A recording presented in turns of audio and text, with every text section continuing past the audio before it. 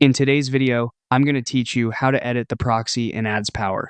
To get started, open AdsPower and look over to the navigation menu on the left-hand side of the screen. From there, click on the Proxies tab.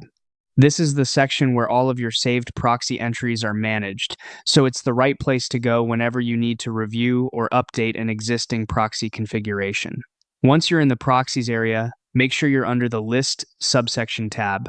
This is important because AdsPower may have multiple views or organizational sections, and the list view is where you can clearly see the saved proxy entries in a row-by-row format. Taking a second to confirm you're in the correct subsection can help avoid editing the wrong item or getting confused about where your saved proxies are displayed. Next, find the specific proxy you want to update. It's a good idea to pause here and double-check that you've selected the correct entry before making any changes, especially if you manage multiple proxies. When you've located the right one, click the Edit icon next to that proxy's row. This will open a pop-up editing box where you can adjust the current settings. Inside that pop-up window, modify the proxy network configuration details as needed.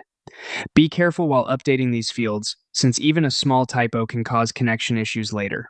If you're copying settings from another source, it helps to review them once more before saving. After you finish making the changes, click OK to save everything. That will apply your updated proxy settings right away. One important thing to keep in mind is that any browser profile already configured to use this proxy through the Saved Proxies toggle option will instantly inherit the new network settings. So if multiple profiles rely on this proxy, your update will affect all of them immediately. And that's how to edit the proxy in AdsPower.